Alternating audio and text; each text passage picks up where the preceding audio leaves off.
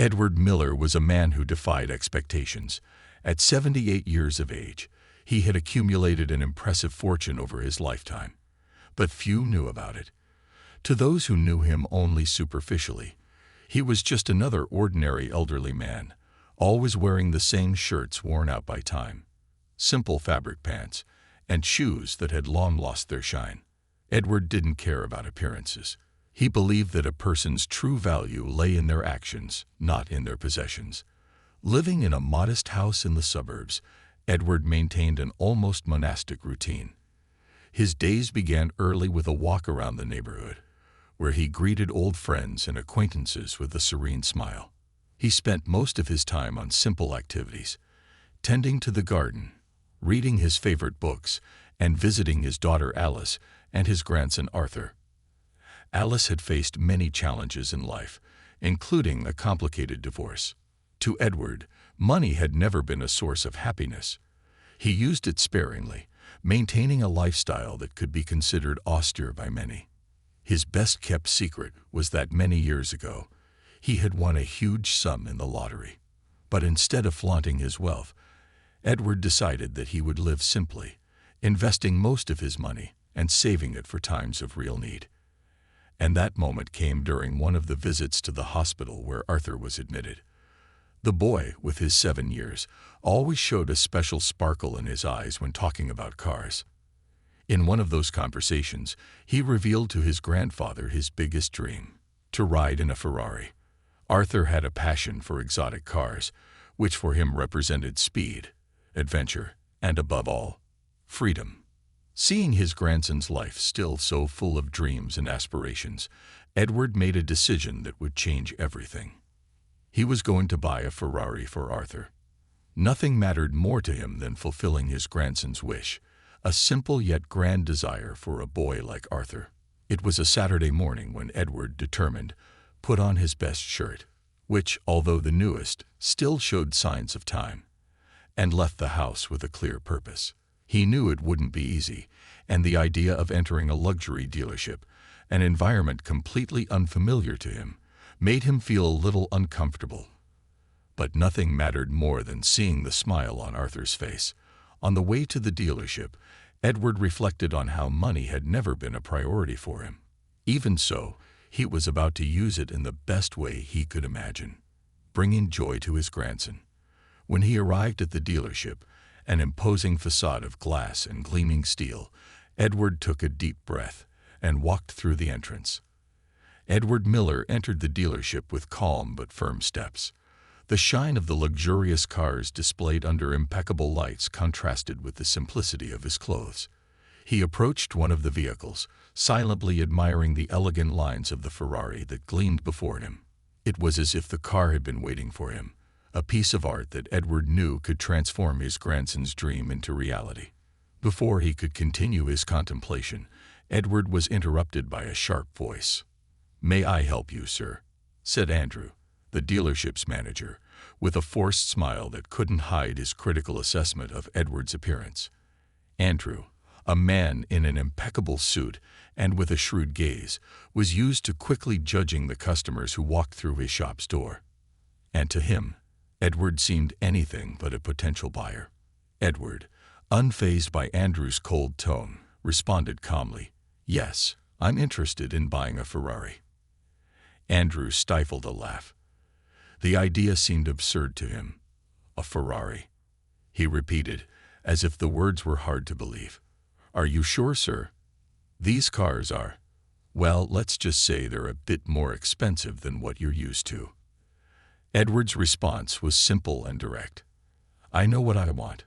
My grandson wants to ride in a Ferrari, and I want to buy one for him." For a moment, Andrew was silent, which seemed like an eternity to Edward. The manager looked around as if expecting someone to confirm that it was all just a joke.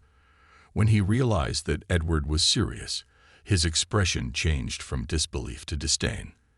"Look, sir, I think you should think twice before joking about something like this. Our Ferraris are not for everyone. Maybe you should look elsewhere. Something more appropriate," Andrew said, the sarcasm weighing in every word. Edward, feeling the growing humiliation, tried to argue. "I'm not joking, young man. I have the means to pay for this car, and I'm willing to make the purchase now." But Edward's words fell on deaf ears. Andrew, already impatient and clearly uncomfortable with the elderly man's presence, stepped forward and with a brusque gesture pointed to the exit. "I think I've heard enough. It's best if you leave before I have to call security. I don't want any trouble here." Those words hit Edward like a blow. The elderly man, who rarely let himself be shaken by small things, felt a mixture of shame and sadness. He wasn't used to being treated that way, especially when all he wanted was to fulfill his grandson's wish. Shaken, Edward turned and began walking toward the exit, his hands trembling slightly as he held the old wallet in his pocket. For him, it had been a frustrating encounter that not only derailed his plans, but also his dignity. When he was about to cross the store's glass door, he heard a young and friendly voice call out, "Sir, please wait." Edward slowly turned and saw a young man approaching. It was Ryan, one of the dealership's salesmen. Unlike Andrew, Ryan had a sincere and welcoming look that immediately brought some relief to Edward's heart. "Sorry for my colleague's attitude," Ryan said with a regretful expression. "He shouldn't have spoken to you that way. Please come back. I would be honored to show you the cars." Edward hesitated. The bitterness of Andrew's words still echoed in his mind, but something in Ryan's voice made him reconsider. There was an honesty and kindness that he hadn't expected to find in that place. "I don't know," Edward began, still undecided. "I understand, sir," Ryan quickly replied. "But if you really want to make your grandson's dream come true, let me help. Let's look at these cars together, without rushing. I guarantee the experience will be different." As Ryan spoke, Andrew, who had been watching the scene impatiently, received an urgent call. Something that seemed to be an external problem required his immediate attention. Andrew, still in a bad mood, hurried out of the dealership, leaving Edward and Ryan alone. Edward looked at Ryan and saw in the young man's eyes a genuine desire to help. With a sigh, he nodded. Perhaps there was still hope that Arthur's dream would come true. Ryan smiled broadly, extending his hand to Edward. "Let's go, sir. I'm sure we'll find the perfect Ferrari for your grandson." Edward followed Ryan through the luxurious showroom. The Ferraris, with their vibrant colors and impeccable design, were true works of art. Ryan began explaining the technical details of each model, speaking enthusiastically about the power, speed, and advanced technologies that made those cars so special. While Ryan spoke, Edward listened attentively, but his heart was elsewhere. The brilliance of the cars couldn't erase the constant worry he felt for his grandson. That desire of Arthur's to ride in a Ferrari weighed on him like a responsibility that needed to be fulfilled at all costs. Noticing Edward's distant gaze, Ryan paused. "Mr. Edward, I feel there's something more behind your interest in buying this car. I could be wrong, but it seems like it's not just about acquiring a luxury item." Edward, who had always been a reserved man, felt he could trust Ryan. Maybe it was the tone of his voice or the way he genuinely seemed to care. In any case, Edward decided it was time to share the real reason for his visit to the dealership. With a deep sigh, he began, "Ryan, you're right. I'm not here just to buy a car. I'm here because of my grandson Arthur." Ryan kept his gaze fixed on Edward, encouraging him to continue. "Arthur is only 7 years old, but he has already been through a lot in life," Edward said, his voice trembling with emotion. "He has always been a boy full of energy, with a special love for cars. To him, Ferrari is the pinnacle of all dreams.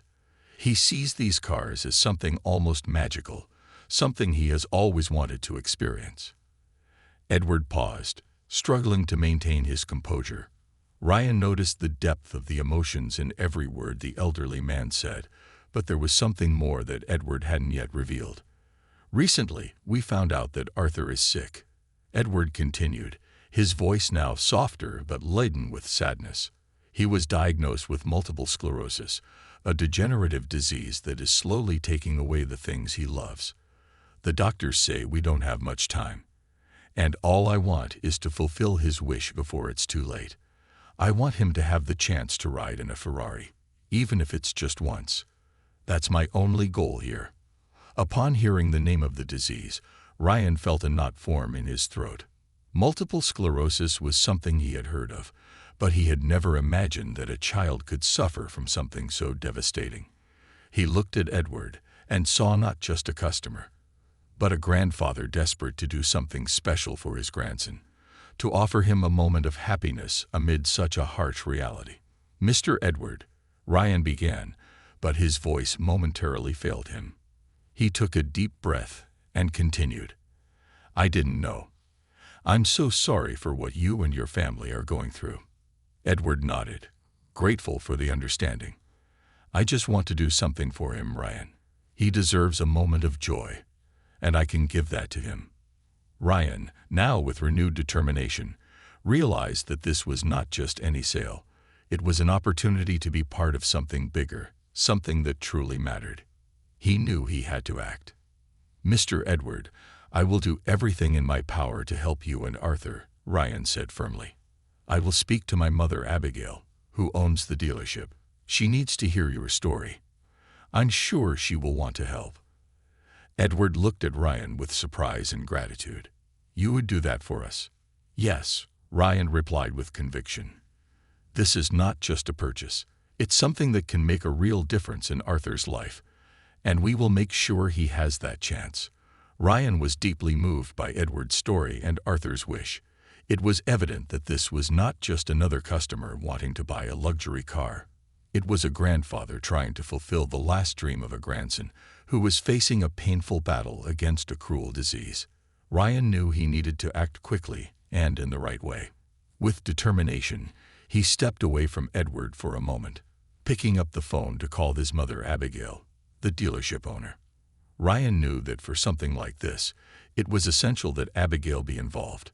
It wasn't just a matter of business. It was something that touched the heart. He dialed the number with slightly trembling hands. As he heard the phone ring, he felt the urgency grow within him. Abigail answered after a few rings. "Ryan, did something happen?"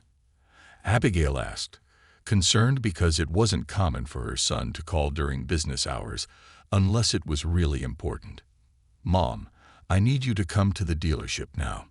"It's urgent," Ryan said, trying to stay calm but unable to hide the tension in his voice.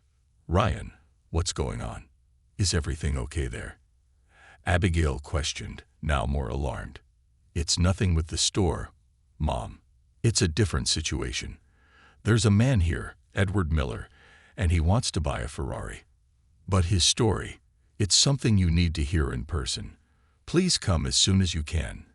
It's about his grandson Arthur. He's sick, and this purchase is much more than just a car." On the other end of the line, Abigail remained silent for a moment, absorbing Ryan's words. She trusted her son's judgment, and if he said it was serious, she knew she needed to go immediately. "I'm on my way," Abigail said firmly. "Don't let Mr. Edward leave. I'll get there as fast as I can." With the call ended, Ryan felt immediate relief. He knew his mother would have the sensitivity and experience necessary to handle such a delicate situation. Now he needed to ensure that Edward felt comfortable while they waited. Ryan returned to where Edward was sitting, still with a worried expression on his face. The elderly man had placed his hands on his lap and was looking down, lost in thoughts about Arthur. He wanted so much to fulfill that dream, but Andrew's behavior and the complexity of his situation left him insecure. "Mr. Edward, my mother is on her way," Ryan said with an encouraging smile. "She really wants to meet you and hear your story." Edward looked up, surprised at how quickly Ryan had acted. "She's really coming. I don't want to be a bother." "Not at all," Ryan replied, sitting next to Edward. "She cares a lot about what we do here, and I'm sure she'll want to help in the best way possible." Edward nodded, feeling a small comfort in those words. Ryan, noticing that the elderly man needed something to ease the tension, began to talk about the cars in the dealership, trying to distract Edward while they waited.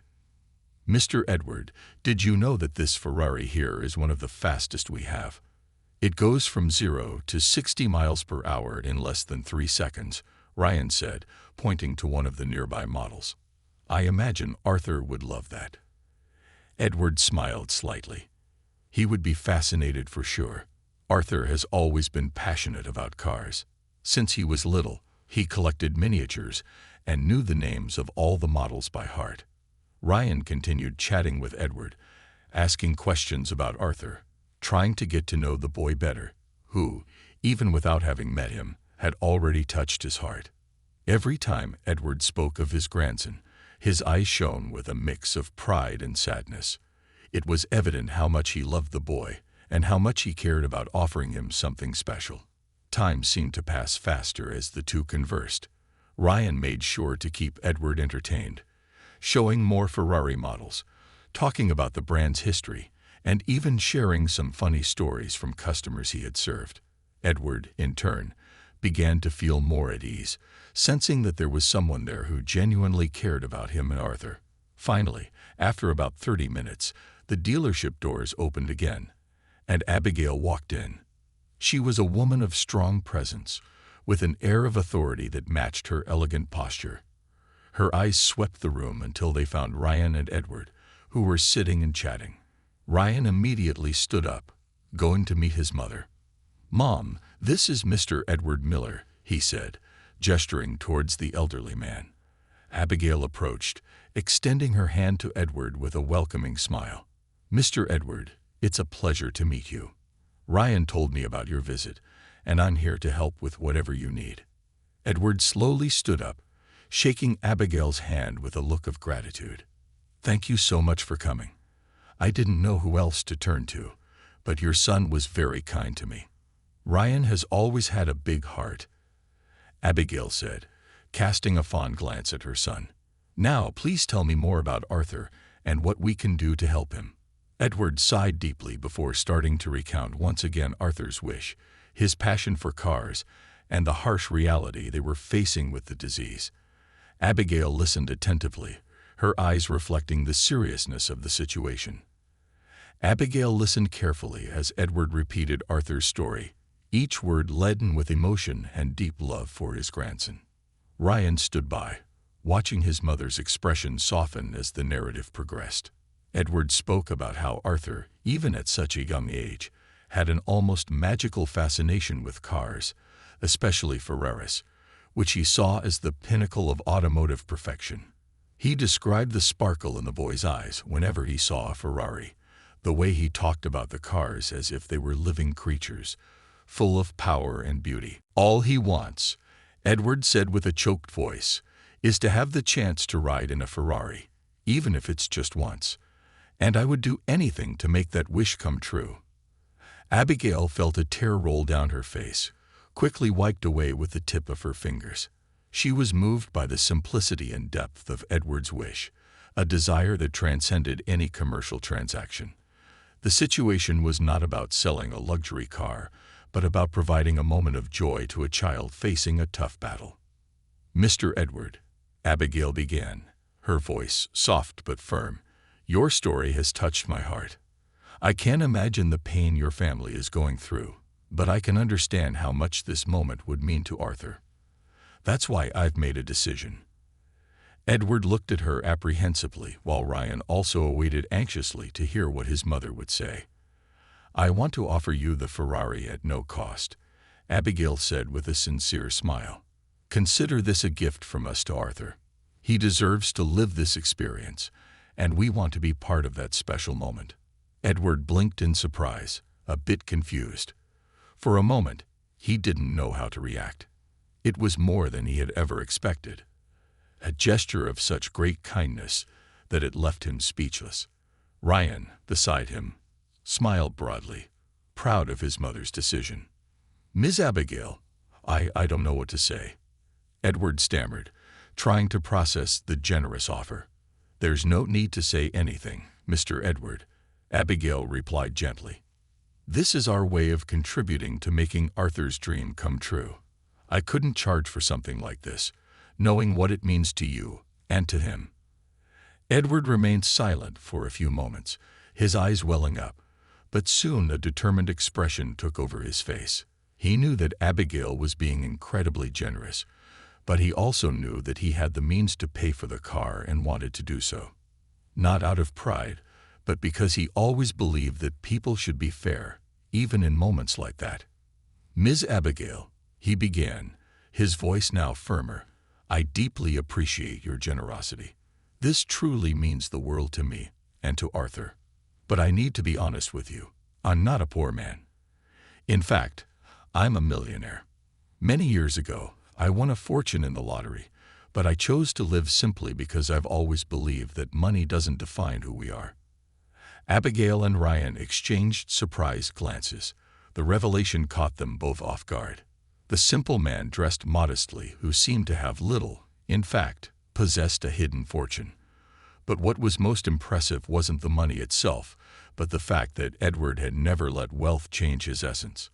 "I understand what you want to do, and I'm immensely grateful for it," Edward continued. "But I insist on paying for the Ferrari. I have the means, and I want this transaction to be fair.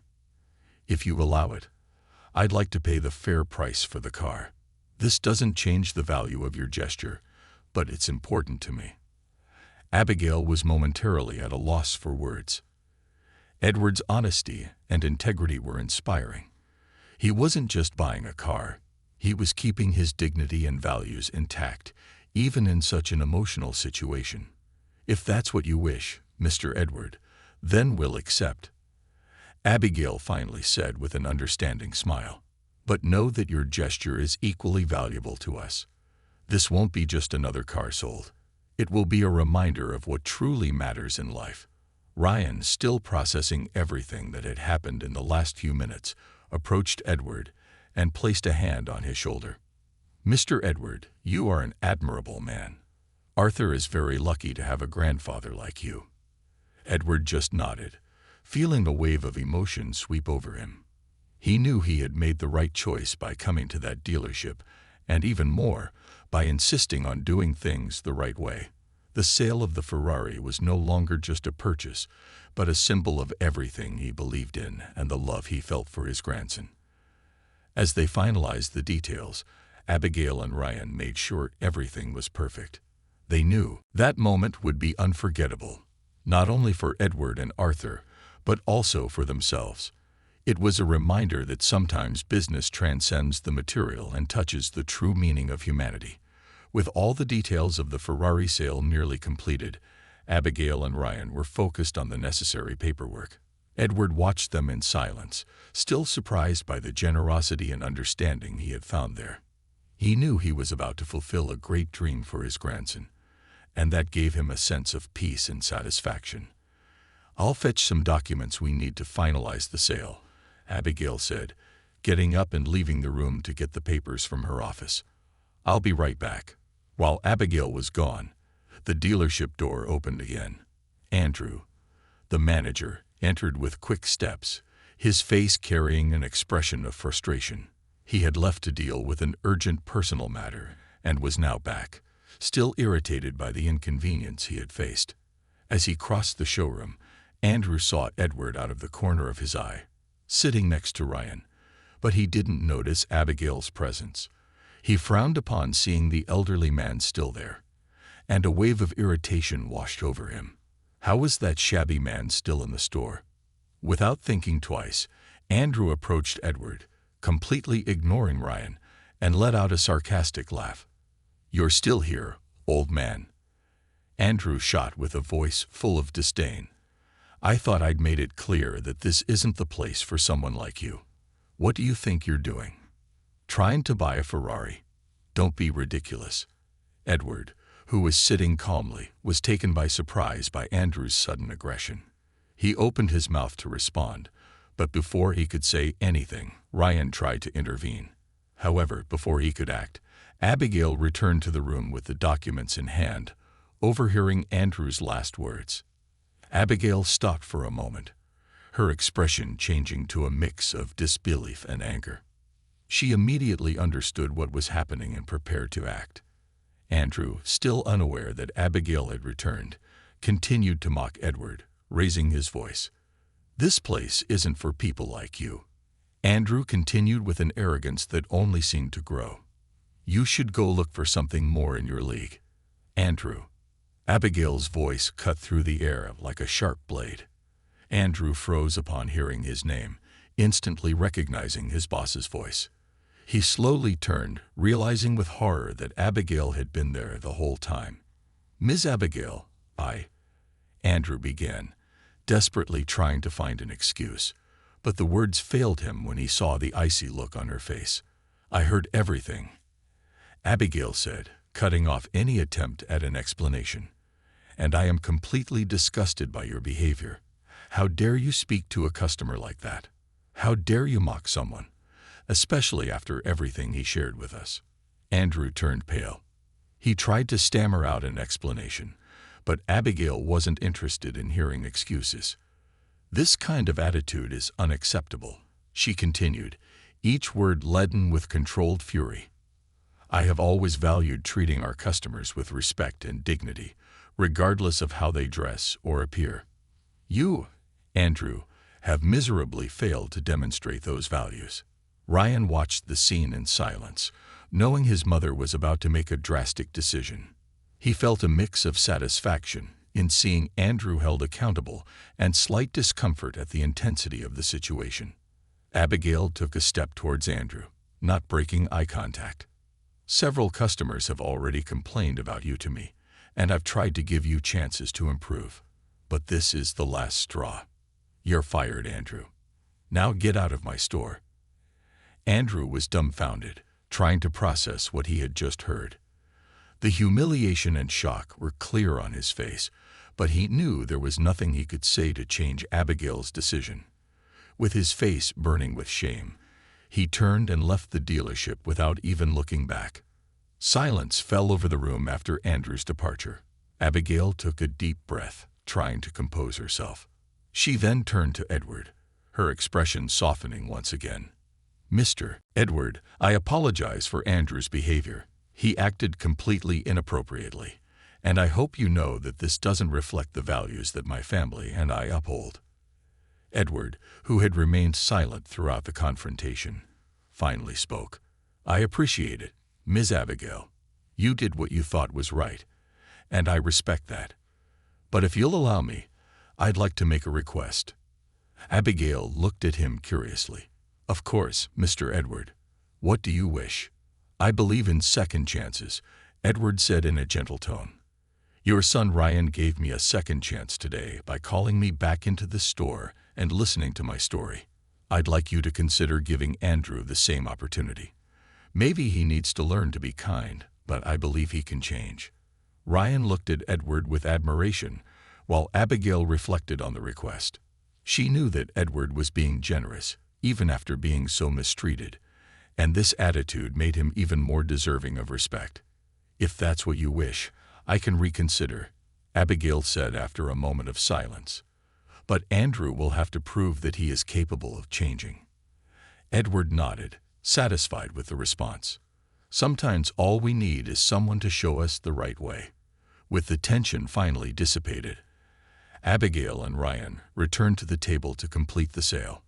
Now, with all the papers signed and the situation resolved, they were ready to hand over the Ferrari to Edward, ensuring that Arthur's dream would come true. Shortly after the sale was completed, the atmosphere at the dealership was one of urgency and purpose. Abigail, Ryan, and Edward knew that there was no time to waste. With the contract signed and the Ferrari ready to go, they decided to act immediately. It was still late, and the sun was beginning to dip in the sky, casting a golden light over the city. Edward, with the Ferrari keys in hand, felt the weight of responsibility and emotion. He looked at Abigail and Ryan, who accompanied him to the dealership exit, ready to follow him to the hospital where Arthur was admitted. Everyone knew that moment couldn't wait. The gleaming, imposing Ferrari was parked in front of the dealership, as if it had been waiting for this moment. The engine was already running, its low but powerful rumble ready to take Edward to his grandson. "Let's go right now," Edward said, his voice firm but full of emotion. Arthur deserves this, and we can't waste any more time. Ryan nodded, sensing the urgency in Edward's words. "We'll be right behind you, Mr. Edward," he replied. Abigail and Ryan got into a second car, ready to follow the Ferrari to the hospital. As Edward drove the Ferrari through the city streets, the car cut through the traffic with silent elegance, but its presence did not go unnoticed. The drive to the hospital, though short, seemed like a journey laden with meaning for Edward. He felt his heart racing, eager to see Arthur's reaction to the car. Upon arriving at the hospital, the late afternoon sun painted the sky with warm colors, creating the perfect backdrop for what was about to happen. Edward parked the Ferrari right in front of the main entrance, his heart beating fast with anticipation. Inside the hospital, the atmosphere was as always heavy with the gravity of circumstances, but that afternoon something was about to change. Edward, accompanied by Abigail and Ryan, walked through the hospital corridors with firm steps, each one carrying the expectation of an unforgettable encounter. Upon reaching Arthur's room, they found Alice sitting beside her son's bed, holding his small hand. She looked up when she saw her father enter, followed by Abigail and Ryan. Alice's face lit up with surprise and emotion as she realized that something special was happening. "Dad, what's going on?" Alice asked, standing up to hug him. Edward returned the hug with affection, feeling the weight of his daughter's worries. "Alice, I managed to fulfill Arthur's wish," he said softly, his eyes full of unshed tears. "I brought him a Ferrari. He's going to get the ride he's always dreamed of." Alice brought her hand to her mouth, trying to hold back the tears that were already forming. She knew how much that wish meant to Arthur and what it represented for her father. "You did this, Dad. You really brought a Ferrari." Edward nodded, emotional. "Yes, daughter. It's outside, waiting for him." Arthur, who had been lying down, heard the conversation, and even though he was weak, his eyes widened in surprise and joy. "Grandpa, a Ferrari? For real?" he asked, his voice weak but full of expectation. Edward approached the bed and held Arthur's small hand. "Yes, my dear, a real Ferrari just for you. Let's take a ride. What do you say?" With the help of a nurse, Arthur was carefully prepared to leave the room.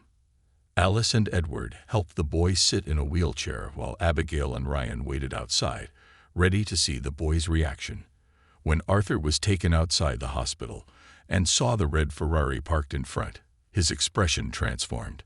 The fatigue seemed to have vanished, replaced by pure, childlike excitement. His eyes shone like never before, and a wide smile spread across his face. "Grandpa, it's the most beautiful Ferrari I've ever seen," Arthur exclaimed, his voice full of admiration. Edward, with tears in his eyes, smiled at his grandson. "And it's all yours today, Arthur. Let's take a ride." Carefully, Ryan and Abigail helped Edward place Arthur in the passenger seat of the Ferrari. The boy, despite his weakness, was completely absorbed by the experience. He touched the steering wheel, ran his hands over the dashboard, and closed his eyes for a moment, as if recording every detail in his memory. Edward got into the car, buckled up, and looked at Arthur beside him. "Ready, champ? Let's go." Arthur nodded, still with a smile on his face. Edward started the engine, and the roar of the Ferrari echoed, making Arthur's eyes shine even more. They set off slowly, with Edward driving through the streets while Arthur enjoyed every second, amazed by the sensation of speed, the sound of the engine, and the sight of cars and landscapes passing by them. The ride was short, but for Arthur, it seemed to have lasted an eternity. Every turn, every acceleration was a dream coming true, a moment of pure happiness amid everything that was happening in his life. When they returned to the hospital, Edward parked the Ferrari at the entrance, and Arthur turned to him, his eyes still sparkling with emotion.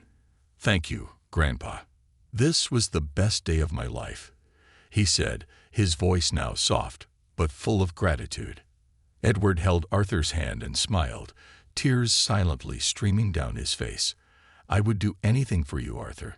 Seeing you happy is all that matters." As they helped Arthur back into the hospital, everyone around felt that that moment had been magical. Alice hugged her father tightly, silently thanking him for everything he had done for her son. Abigail and Ryan, watching closely, were also deeply moved. They knew they had been part of something very special, something that transcended any commercial transaction. There that afternoon, a wish had been fulfilled, and an unforgettable moment had been created. The weeks following Arthur's ride in the Ferrari were marked by a mix of joy and sadness for the Miller family. The sparkle in Arthur's eyes during that brief moment of happiness still resonated in everyone's memory. But the reality of the disease was relentless, and as the doctors had predicted, Arthur passed away shortly afterward. Grief enveloped Edward, Alice, and everyone who had known and loved Arthur. However, even amid the pain, there was a deep sense of peace in knowing that Arthur's wish had been fulfilled. For Edward, that ride wasn't just a farewell, it was a gift that he would always carry in his heart. Abigail and Ryan, equally affected by the experience, felt that that moment had changed something deep within them. Arthur's story and Edward's love had left an indelible mark on their lives. They couldn't let this memory fade. They needed to find a way to keep little Arthur's spirit alive, not just for the Miller family, but for everyone who crossed the dealership's path. It was then that Abigail had an idea that she quickly shared with Ryan. "We need to do more than just remember Arthur," she said one day while the two were walking through the dealership. "We need his story to inspire others. Let's rename the dealership in his honor." Ryan, touched by the idea, immediately agreed. "That would be wonderful, Mom. Arthur's story can continue to live here and can serve to remind us all of the true value of our actions." Decided, Abigail and Ryan began planning the change.